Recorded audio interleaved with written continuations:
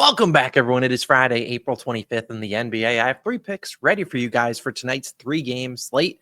We don't have a lot more 3-game slates left in us, but we got one tonight, and hopefully our picks can deliver a 3-0 sweep. But as always, begin recapping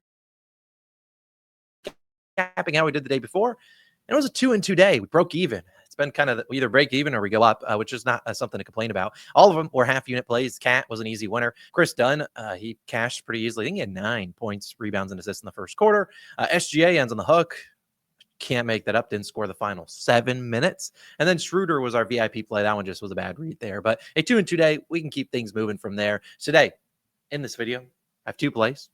Then we'll talk about our Underdog fantasy entry as well. And we'll get on out of here. We did cash day 3 of the ladder challenge. So round of applause for cash day 3. Still got more work to do. Day 4 should be live pretty early today. Right after this video drops, I'm going to be working on it. So hopefully I can get that live around 11:30 or noon. Plenty of time before the games tip off later tonight. But let's dive into our picks today.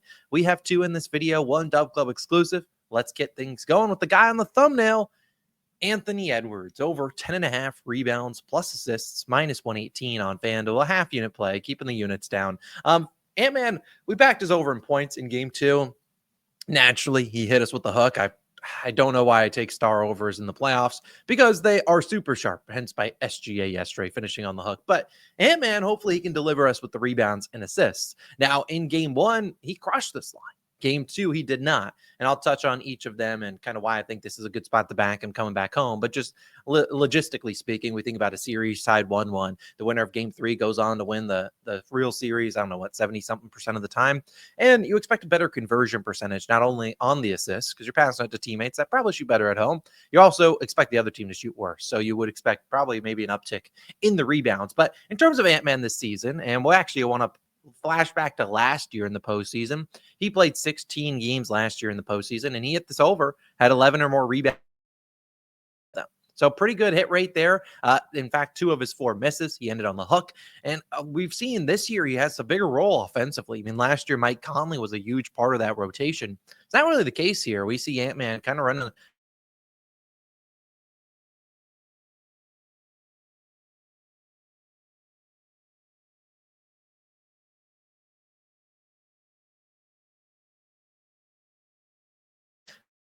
my internet's not terrible. Again, apologies. Parents' house disaster class. But I do like Ant-Man, and I'll just get on out of here with this video. In 2 games versus LA so far this series, he had 17 and 6. Game 1, he had 8 rebounds and 11 chances, 9 assists on 13 chances. In game 2, had the rebound, 6 rebounds, 10 chances, but 0 assists on 9 assist chances. Again, going back to the thing where I talk about less conversion percentage on the road. I see this is a much better buy low spot here for Ant-Man. I think he can easily get 11.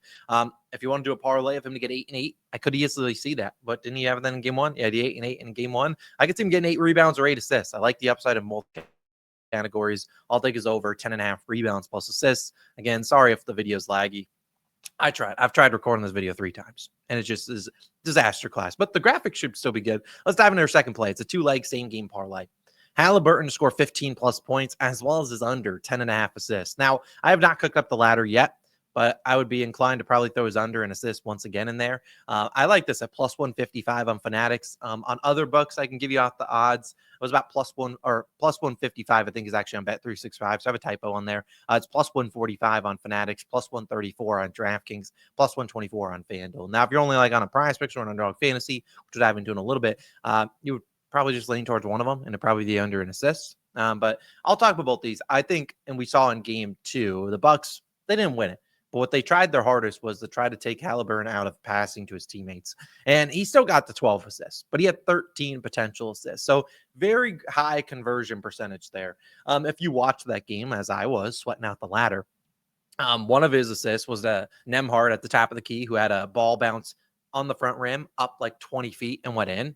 How often does that happen? Another one was to Obi Toppin, who literally, I feel like he did a 360 and threw it behind his head to make a layup, a straight circus shot. When the announcers are going nuts because of a shot like that, you just are like, all right, so that's just how it be. But I just don't see him having a great conversion percentage in the assists on the road.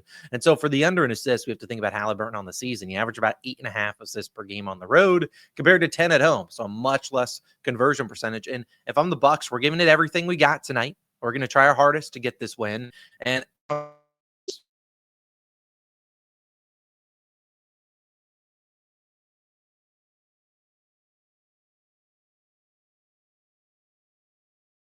you guys can even hear right now. But so again, I think he has a better job scoring the basketball, not just because I think it's the best matchup for him scoring. I think the usage is there. What do you have? 19 shots in game 2. I think they have to. That's how the Bucks are going to win the series. To get back in this, we got to make Halliburton a score. When he's dishing it to his teammates, getting more cooks. But if you let Halliburton score 25, 30 points, but you can take away Pascal Siakam scoring 25.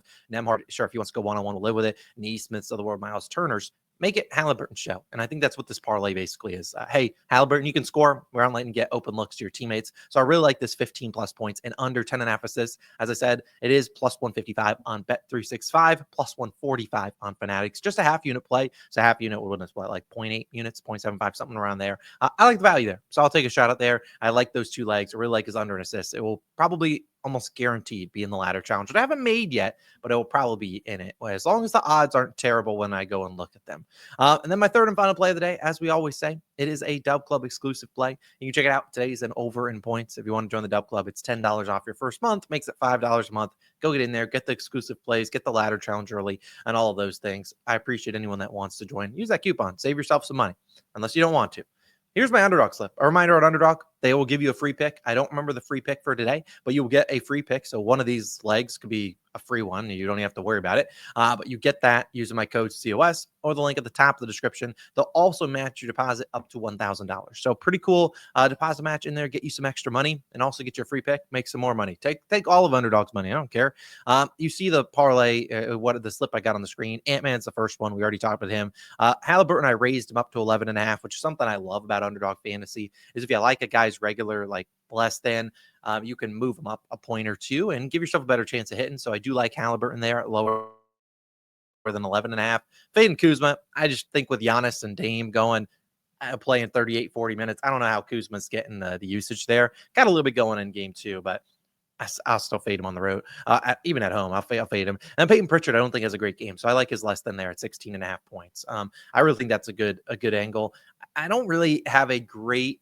Yeah, so we're putting what $20 on that one's 92. So reminder, you can use code COS, match your first deposit up to $1,000, and you get a free pick. I don't remember what the free pick is because I don't have the calendar on my laptop.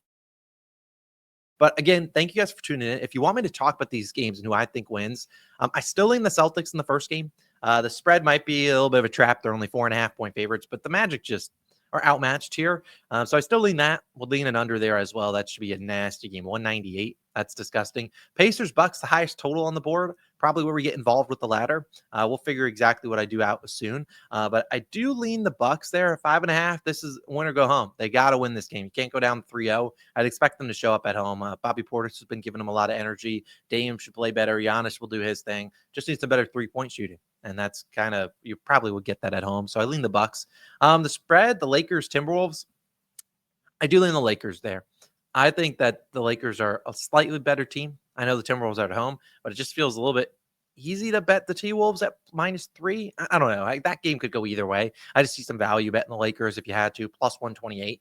I think they're about even teams. So getting plus 130 value on a money line is probably where I would lean towards. I just think the Lakers found something in game 2. We'll see if they can continue because neither team shot well in game 2. So we'll see how that shit goes over into game 3. But I don't really bet a lot of spreads. It's just what I would lean. I'd lean the Lakers, Bucks, and I would lean still the Celtics. But either way, my official plays in the video, which hopefully came out all right. I'm sorry.